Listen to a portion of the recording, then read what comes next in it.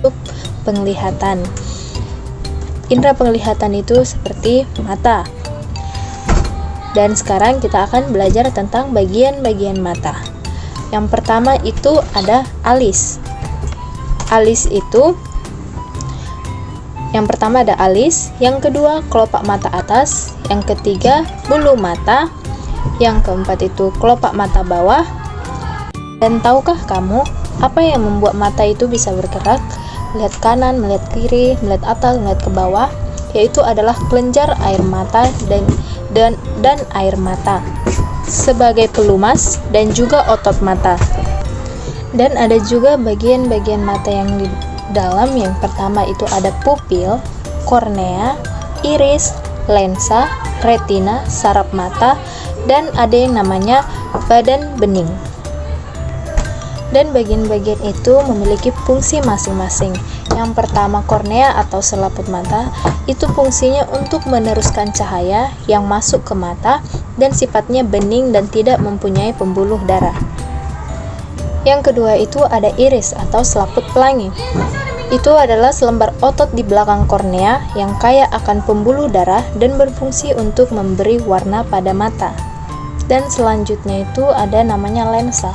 Lensa berada di belakang pupil dan iris dan memfokuskan atau meneruskan cahaya agar tetap di retina. Memiliki daya akomodasi atau mampu mencembung dan memipih, memfokuskan jatuhnya cahaya. Dan selanjutnya ada badan bening berada di belakang lensa untuk meneruskan cahaya.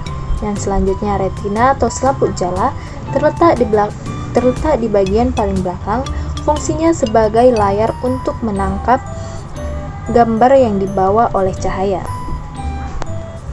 Dan saraf mata berfungsi untuk meneruskan rangsangan cahaya ke saraf pusat di otak sehingga kita bisa melihat. Selanjutnya, cara kerja mata. Yang pertama, cahaya masuk melalui pupil. Yang kedua, lensa mengarahkan cahaya. Yang ketiga, bayangan benda jatuh di retina. Dan yang keempat, saraf penerima retina meneruskan bayangan ke otak. Otak memproses bayangan tersebut sehingga kita dapat melihat. Kemampuan mata setiap orang untuk melihat kepekaan. Di sini saya akan menjelaskan tentang indera pendengaran. Hayo, siapa yang tahu mendengar itu menggunakan apa? Ya, benar sekali, mendengar itu menggunakan telinga ya.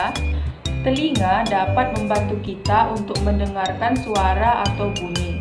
Nah, telinga bukan hanya untuk mendengarkan suatu bunyi saja, tetapi telinga juga membantu kita untuk mengatur keseimbangan tubuh manusia. Nah, telinga ini ada 3 bagian. Yang pertama, telinga bagian luar. Yang kedua, telinga bagian tengah. Dan yang ketiga, telinga bagian dalam. Nah, yang pertama, telinga bagian luar.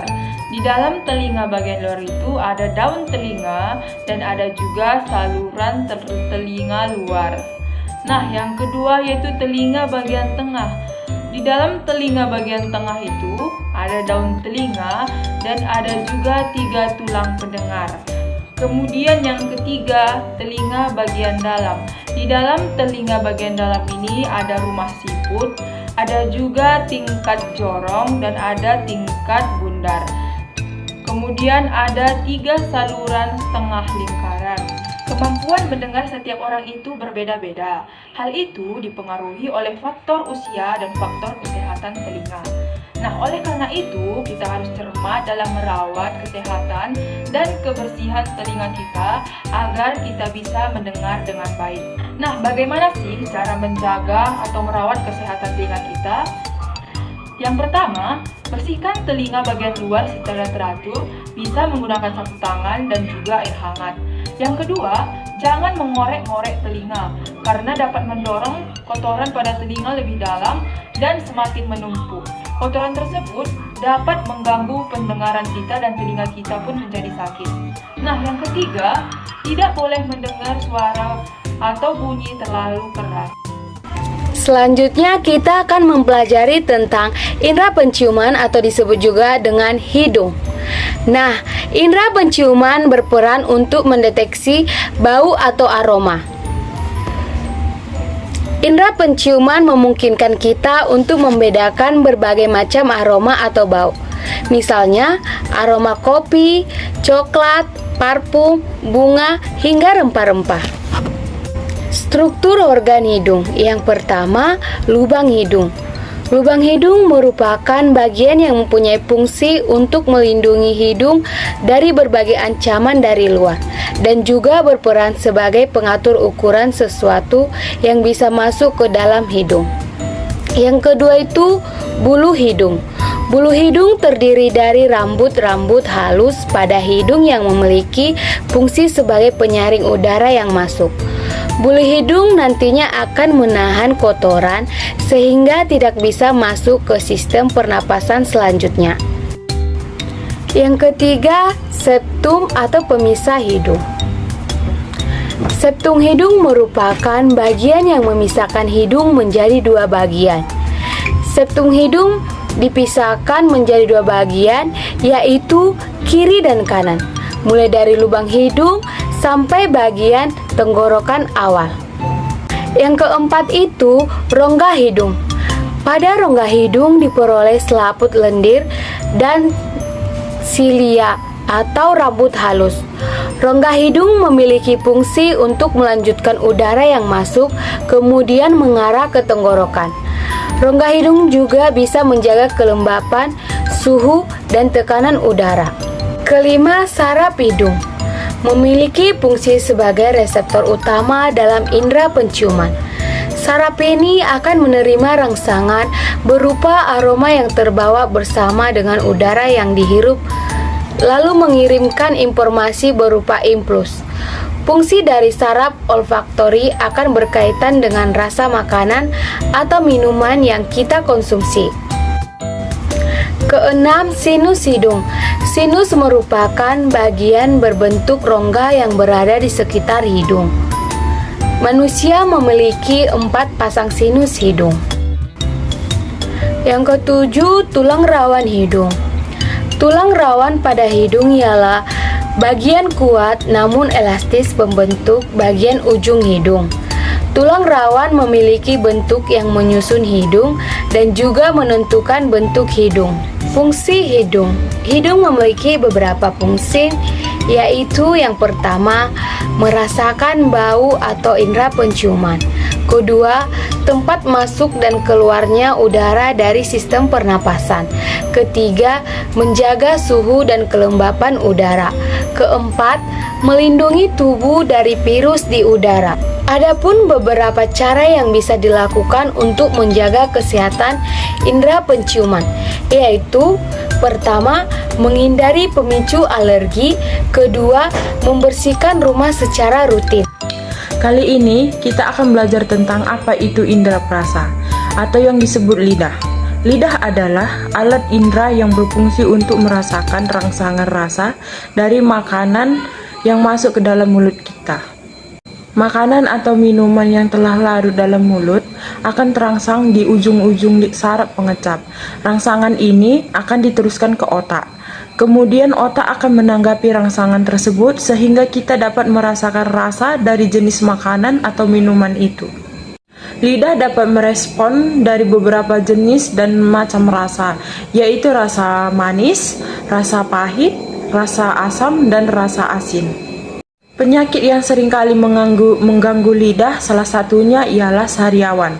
Sariawan merupakan gejala erosi pada kulit mulut, yakni di bagian dinding di dalam pipi atau lidah. Penyebab dari sariawan ini diantaranya adalah kekurangan vitamin C, alergi, mengkonsumsi makanan atau minuman yang terlalu panas, kekurangan asupan zat besi, atau bisa jadi juga disebabkan oleh penurunan daya tahan tubuh. Adapun cara memelihara kesehatan lidah antara lain sebagai berikut. 1. Hindari makanan dan minuman yang terlalu panas atau terlalu dingin. 2. Menyikat lidah saat menggosok gigi. 3. Juga mengkonsumsi makanan yang mengandung vitamin C. Nah, selanjutnya kita akan mempelajari alat indera yang terakhir, yaitu peraba. Alat indera peraba yaitu kulit. Kulit merupakan organ luar dari tubuh yang melapisi seluruh tubuh manusia. Jadi, dengan kulit kita bisa merasakan mana permukaan benda yang kasar ataupun yang halus. Misalnya, kita menyentuh benda yang kasar seperti batu atau meja.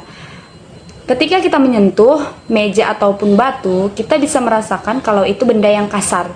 Sedangkan kita menyentuh seperti boneka ataupun selimut, kita bisa merasakan kalau itu halus karena kulit kita merasakannya.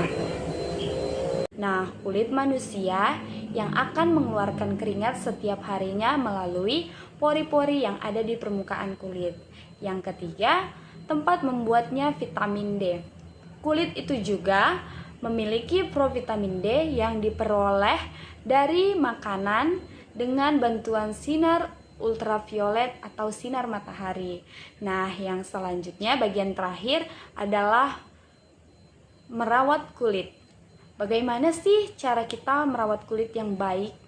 Nah, caranya yaitu 1, kita harus mandi yang rajin minimal 2 kali 1 hari dan pastikan menggunakan sabun pembersih yang baik.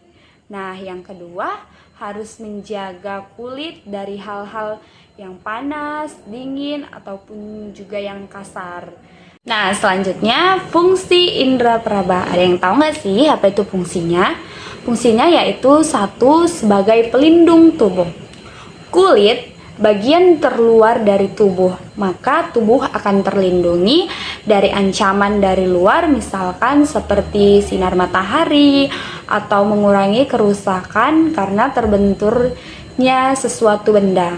Yang kedua, sebagai alat pembuangan. Maksudnya, kulit adalah tempat keluarnya keringat, yaitu sisa dari metabolisme yang sudah tidak diperlukan lagi dalam tubuh kita.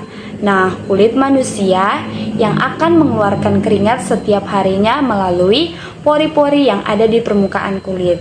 Yang ketiga, tempat membuatnya vitamin D. Kulit itu juga memiliki provitamin D yang diperoleh dari makanan dengan bantuan sinar ultraviolet atau sinar matahari.